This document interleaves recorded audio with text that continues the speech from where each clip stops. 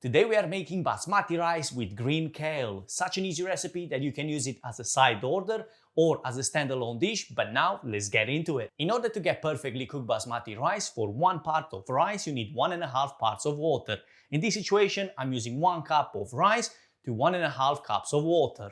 And this goes straight in, same with the water. Before going on the heat, to this I'm adding 1/4 teaspoon of salt. Get the lid on and place it on medium heat, and from when it starts simmering, you need to cook it for about 10 minutes. Meanwhile, we're gonna prepare the kale, and ideally you want fresh kale, big leaves, something like that, but in this situation all I found was ready chopped kale, which, don't get me wrong, it's not bad because it's fresh, it's not about that, but the problem is that I need to remove each one of these leaf veins or stems, or how they might be, because they can get really stringy into the puree. After removing the big stems of the leaves, or the veins, depending on how you want to call them, I'm gonna get them into the food processor, trying to achieve a pesto-like consistency. Before turning it on, I'm gonna go in with about 3-4 tablespoons of extra virgin olive oil, a good pinch of table salt, a good pinch of freshly grounded black pepper. And also I have here some lemon. I'm gonna use about a teaspoon of lemon juice.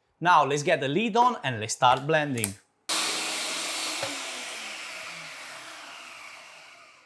If you feel like the mixture is a bit too dry, you can add a bit more extra virgin olive oil, or if you don't want to keep it too oily, then you can go with a bit of water. Just plain water will do the job.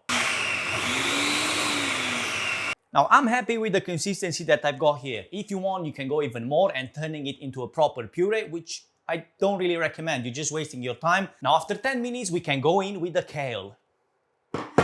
And I'm not gonna use more than 2-3 tablespoons, but the idea is that if you have any leftovers, you can use them in future recipes. So make sure you get it into some sort of small container or bag and freeze it, so next time you got it ready. Mix everything together until well combined. If you were to add the kale into the rice right from the beginning, it would have been brown by now. But because we added it at the end, it has just enough heat into the rice to cook it, but not to turn brown, so it stays nice and green. If you feel that is more seasoning needed, then you can go in with a bit more salt and a bit more pepper. But other than that, we are good to go. I really hope that you enjoyed this video, and if you did, make sure to check my other recipe of how to make green spinach rice, and I will see you in the next one.